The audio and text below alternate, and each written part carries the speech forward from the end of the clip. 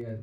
அப்படின்ற பட்சத்தில, இல்ல ஒரு குடல் அழுகி போயிருச்சு அப்படின்னா, யாராலயும் அத திரும்ப ஒரு மாத்திரைய குடுத்து அத சரி பண்ண முடியாது. அந்த மாரி கண்டிஷன்ஸ்ல சர்ஜரி தான் ஒரே ஆப்ஷன். சர்ஜரி தான் ஃபைனல் க்யூர்.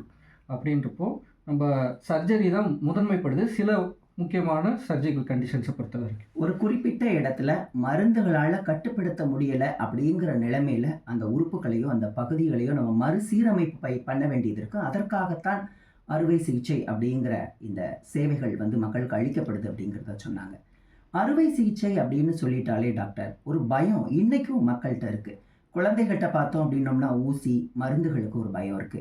வயதானவர்கள் முதற்கொண்டு எல்லாருக்குமே இந்த அறுவை சிகிச்சை பற்றிய ஒரு பயம் இருக்கு. அதை பற்றி உங்களோட கருத்து டாக்டர்? அறுவை சிகிச்சைன்றது வந்து ரொம்ப ரொம்ப பழமையான விஷயம். நீங்க முதவே சொன்ன மாதிரி. பல நூற்றாண்டுகளா அத செஞ்சுட்டு இருக்காங்க. இப்போ வந்து பயங்கரமான அட்வான்ஸஸ் வந்துருச்சு. இப்போ ரொம்ப பெயின் ஃப்ரீயா டே கேர்ல ஒரே நாள்ல வந்து ஆப்பரேஷன் பண்ணிட்டு சந்தோஷமா வீட்டுக்கு போற அளவுக்கு இப்போ ஒரு